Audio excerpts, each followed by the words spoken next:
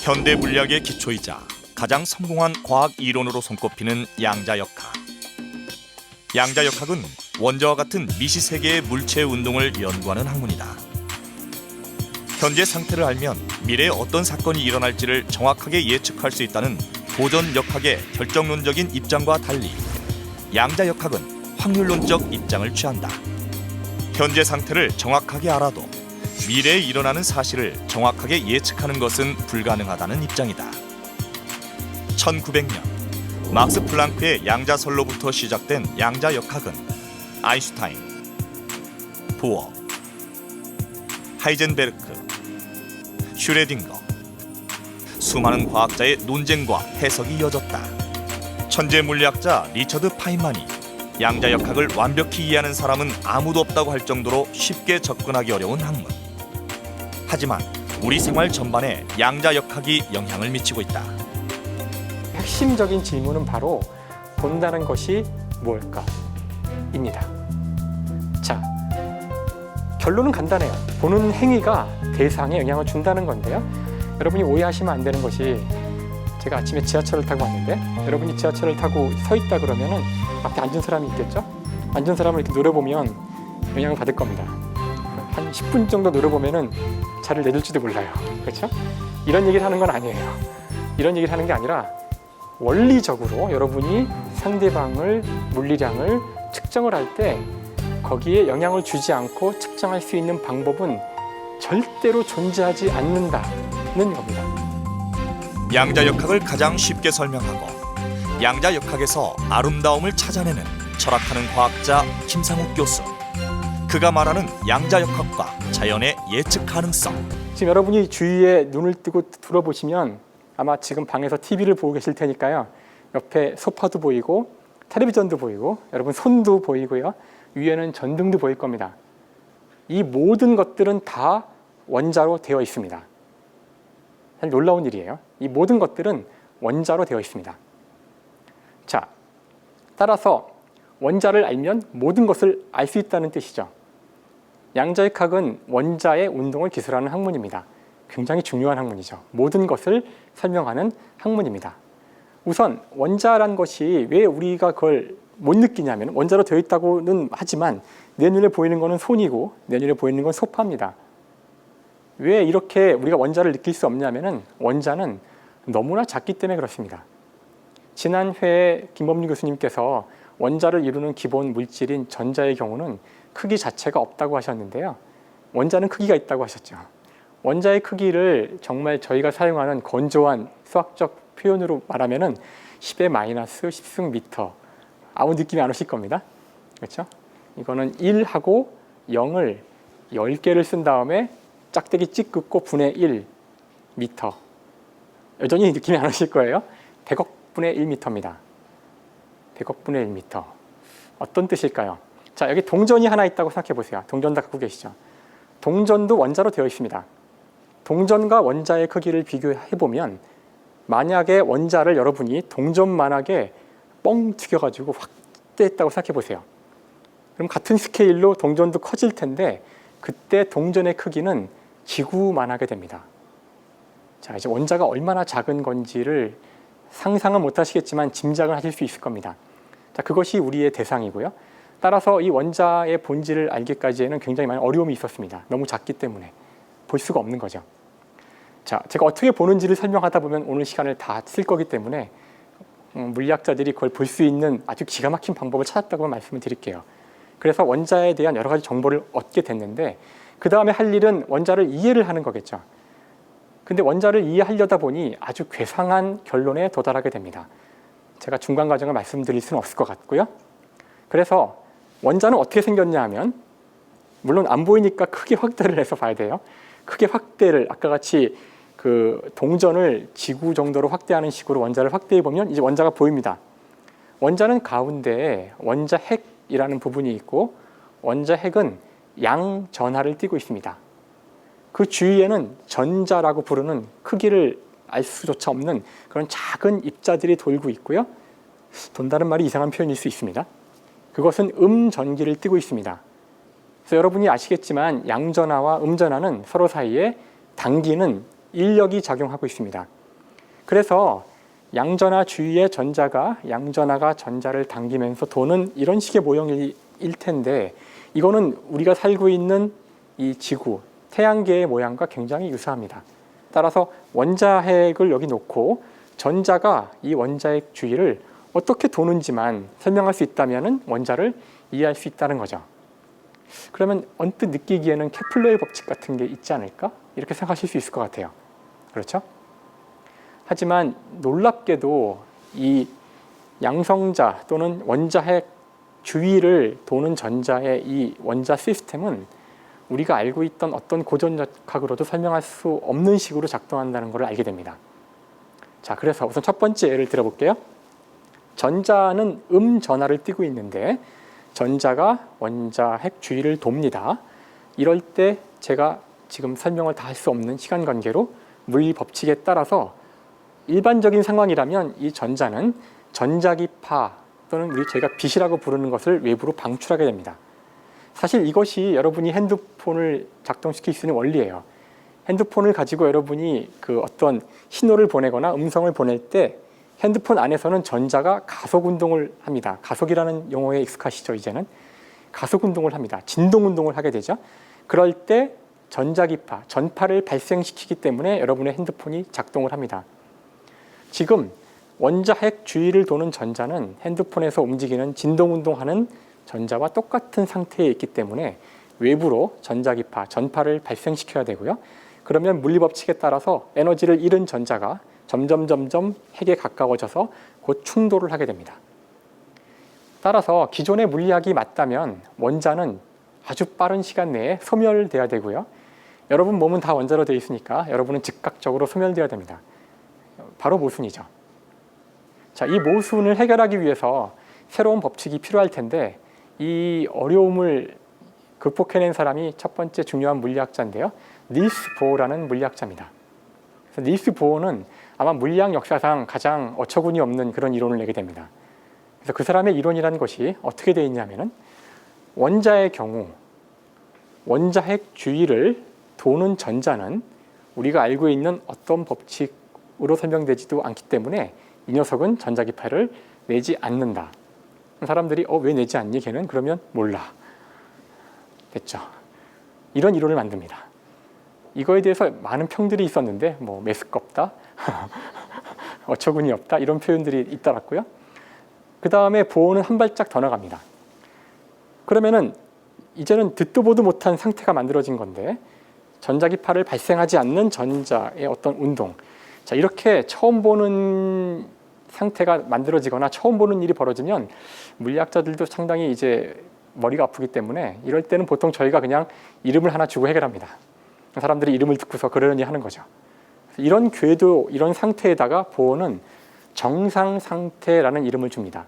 이유는 모르지만 정상 상태에 있는 전자는 빛을 방출하지 않는다. 끝. 자, 여기까지도 마음이 아프지만 이제 더 마음이 아픈데 두 번째 원리가 나오는데요. 두 번째 원리는 실제 원자는 빛을 냅니다.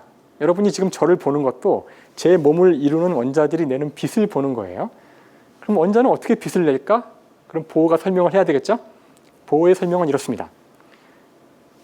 전자가 이 원자핵 주위를 돌 수 있는데 놀랍게도 돌 수 있는 궤도는 쉽게 생각해서 원궤도 같은 걸 돌겠죠? 여러분 지구, 화성처럼 궤도는 어떤 특정한 반지름을 갖는 원궤도는 가능하지만 예를 들어 1m 떨어진 곳에서 도는 전자는 있을 수 있고 2m 떨어진 곳에 전자가 돌 수 있습니다. 하지만 1.5m에는 돌 수가 없어요. 즉 정상 상태는 띄엄띄엄한 위치에만 존재한다는 겁니다. 자, 이렇게 위치가 띄엄띄엄할 때 두 위치는 서로 다른 에너지를 갖습니다. 물리적으로. 그렇다면 당연히 한쪽에 있던 전자가 다른 위치로 옮겨갔을 때 에너지 차이가 생기니까 그 에너지 보존 법칙이 맞다면 그 에너지는 어디론가로 가거나 들어와야 됩니다. 보어는 얘기하죠. 그때 들어오거나 나가는 빛이 원자가 흡수 방출하는 빛이다. 말도 안 되는 이론 같지만 이것으로 당시까지 알려진 원자가 내는 모든 빛의 성질, 저희가 그걸 어려운 말로 스펙트럼이라고 불러요. 스펙트럼을 다 설명하게 됩니다. 이렇게 말도 안 되는 이론이 실험을 설명하니까 사람들이 좀 화가 났겠죠. 그렇죠? 그래서 이걸 저희가 보호의 원자 모형이라고 부르게 되고요. 이와 같이 정상 상태가 띄엄띄엄하게 되어 있는 것을 궤도, 전자 궤도의 양자화라고 부릅니다. 자, 여기서 양자라는 이름이 나옵니다. 그렇죠? 이렇게 띄엄띄엄하게 되어 있는 것을 저희가 양자라고 부르는 거죠. 자, 이렇게 해도 괜찮을까요? 이렇게 해도 물리학이 괜찮을까요? 실험을 잘 설명한다고 했지만 누구도 전자가 왜 그렇게 행동하는지를 모릅니다. 더군다나 이런 질문을 하면 자, 전자가 1m 반지름으로 돌다가 2m로 이동을 했어요. 그러려면은 빛을 외부에서 받아야 됩니다. 자, 그러면은 1m에서 2m로 갈 때 전자는 어떻게 갔을까? 중간에 어딘가를 이렇게 지나갔겠죠. 제가 여기 있다가 이쪽으로 옮겨 왔다는 얘기는 여러분이 중간 과정을 보지 못했다 할지라도 제가 이 사이를 지났다는 것을 여러분이 추론하실 수 있고요. 중간 어느 시점인가는 제가 중간에 있었을 겁니다. 하지만 보호는 이렇게 답을 하죠. 1.5m, 1.4m 중간 지점 어디에도 전자는 있을 수 없어요. 정상 상태가 아니니까. 따라서 전자는 반지름 1m 궤도에서 사라져서 2m 궤도에 나타났다라고 얘기하고 지금 표정이 안 좋으신데요. 이럴 때 물리학자들이 어떻게 한다고요? 이름을 줍니다. 양자도약이라는 이름을 주게 됩니다. 닐스 보어는 양자도약을 다음과 같은 원자 모형으로 설명했다. 한가운데 원자 핵이 있고 전자는 특정한 반지름을 갖는 궤도에만 존재한다. 전자는 다른 궤도로 이동할 수 있는데 안쪽 궤도로 이동할 때는 빛을 방출한다. 바깥 궤도로 이동할 때는 빛을 흡수한다. 이때 전자의 궤도 이동은 한 궤도에서 사라져서 다른 궤도에 나타난다. 두 궤도를 미끄러지듯 이동하는 것이 아니라 사라졌다가 나타난다. 이러한 현상을 양자도약이라 한다. 그래서 보호가 만든 원자를 설명하는 이론은 정상 상태와 양자도약이라는 두 개의 중요한 개념으로 구성되어 있고 하지만 그 이유를 모릅니다. 이것이 1910년대 초반의 상황이었습니다. 그렇다면 누군가 나타나서 이 상황을 빨리 설명을 하거나 최소한 이것을 수식으로 쓰거나 저희 물리학자의 언어는 수학이니까요. 수식으로 쓰거나 어떤 수학적인 공리라도 만들어서 체계를 좀 지어야 되겠죠. 자, 그런 사람이 나타나는데요. 그 사람은 바로 보호의 이론이 나온 지 12년이 지난 후 하이젠베르크라는 사람이 그 일을 하게 됩니다. 자, 하이젠베르크가 만들어낸 양자역학을 저희는 오늘날 행렬역학이라고 부르는데 사실 얘기가 더 어려워지기 때문에 잠깐 여담을 하나 하자면은 하이젠베르크라는 사람은 그 우리말로 하면은 엄친합니다. 못하는 게 없는 공부면 공부, 음악이면 음악, 운동이면 운동. 그래서 하이젠베르크의 고향인 뮌헨에서는 이 친구를 피아니스트로 할 정도로 음악을 잘합니다. 그러니까 절대 지기 싫어하는 친구예요. 그러니까 그런 친구한테 양자역학이 딱 걸린 거죠. 그래서 양자역학의 수학적 표현을 만들어내게 되고요. 물론 보호와 굉장히 긴밀한 관계 속에서 만들게 되는데 보호는 하이젠베르크와 상당히 다른 캐릭터인데요. 보호는 그 이야기를 하면은 다른 사람들이 되게 이해하기 힘든 식으로 이야기를 한다 그래요. 되게 철학적이고 아까도 보셨지만 그냥 이거다 저거다 이유는 몰라 이런 스타일이잖아요. 그래서 누가 들어도 무슨 말인지 모르는데 엄청난 에너지와 열정으로 상대가 설득당할 때까지 얘기한답니다. 그래서 설득을 시키는 사람이죠. 자, 이 캐릭터가 왜 중요하냐면은 이제 곧 제가 말씀드릴 양자역학의 기본 개념들이 너무나 비직관적이어서 사람들이 반대를 할 때 보호가 아니었으면 설득할 수 없었을 겁니다. 자, 이제 준비가 되셨죠? 자, 이제 양자역학의 핵심 원리로 가겠습니다. 하이젠베르크는 아까 보호의 이론을 생각해 봤어요. 사람들이 그 이론을 싫어하는데 싫어하지만 너무나 잘 맞아요. 누군가 해결을 해야 되죠. 자, 첫 번째 질문은 왜 싫어할까? 사람들이.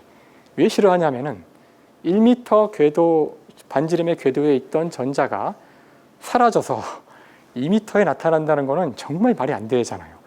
왜 중간 과정에 이렇게 전자가 이동하는 궤도를 설명할 수 없는 걸까? 여기서 하이젠베르크가 인류 역사상 가장 놀라운 도약을 하게 됩니다. 하이젠베르크가 1925년 7월 달에 양자역학을 설명하는 이런 논문을 쓰게 됩니다. 그때 그 친구 나이가 24살이었고요. 24살의 나이로 단독 저자로 논문을 씁니다. 아마 그렇게 쓰지 않았으면 나오지 않았을 논문일 거예요. 어떤 기성과학자도 이 이론을 지지할 수 없었을 겁니다. 처음에는. 하이젠베르크가 뭐라고 물어보냐면은 왜 우리는 전자가 1m 궤도에서 2m 궤도로 갈 때 궤도를 우리가 알 수 있을 거라고 생각을 할까? 그렇죠? 누구도 전자를 본 적이 없어요. 그런데 우리는 왜 보지 못한 전자에 대해서 우리가 보아서 알고 있는 우리 이 거시 세계의 운동이 똑같이 적용될 거라고 가정하는 걸까? 이상하죠? 따라서 양자역학에 대해서 우리가 직접 측정으로 알아낼 수 있는 것만 가지고 이론을 구성해 보자. 이게 도약입니다. 자, 여기 원자가 있습니다. 물론 여러분 눈에는 원자가 안 보여요. 저도 안 보여요. 여러분이 보는 원자는 저같이 엄청나게 많은 수의 원자가 모인 그런 것들은 보이죠. 그러니까 사실 여러분 지금 원자를 보고 있는 거예요. 자, 엄밀하게 여러분이 보는 건 원자 그 자체입니까? 여러분이 보는 것은 원자가 내놓는 빛입니다. 그렇죠? 원자가 빛을 내는 이유는 보호가 얘기한 정상 상태를 전자가 넘나들기 때문에 양자 도약을 통해서 그렇기 때문에 보는 거죠. 이거 이외에 얻을 수 있는 게 많지는 않습니다. 됐죠? 하이젠베르크는 생각이 이래요. 따라서 전자에 대해서 우리가 위치가 어딘지 속도가 얼마인지를 더 이상 묻지 말라. 그걸 구해본 적도 없고 본 적도 없는데 왜 물어보냐는 거예요. 오로지 원자가 내는 빛을 내는 이유는 정상 상태와 정상 상태들 사이를 넘나드는 관계.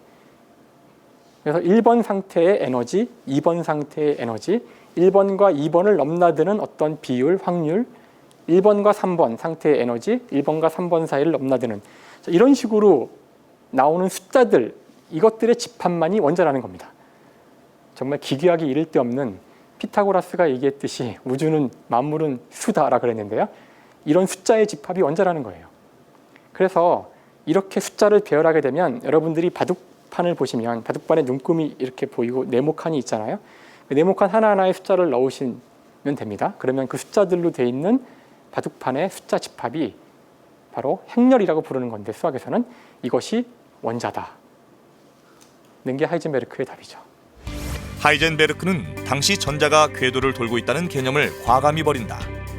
오로지 측정 가능한 물리량만 가지고 양자역학을 구성해야 한다고 생각했다. 원자로부터 얻을 수 있는 정보는 원자가 흡수 방출하는 빛뿐이다. 전자가 갖는 에너지, 그리고 전자가 흡수, 방출하는 빛의 진동수로 구성된 수들의 배열. 바로 하이젠베르크의 행렬 역학이다. 행렬이란 행과 열로 이루어진 수들의 배열이다. 하이젠베르크는 행렬 역학을 통해 보어 원자 모양의 수학적 기반을 제공했다.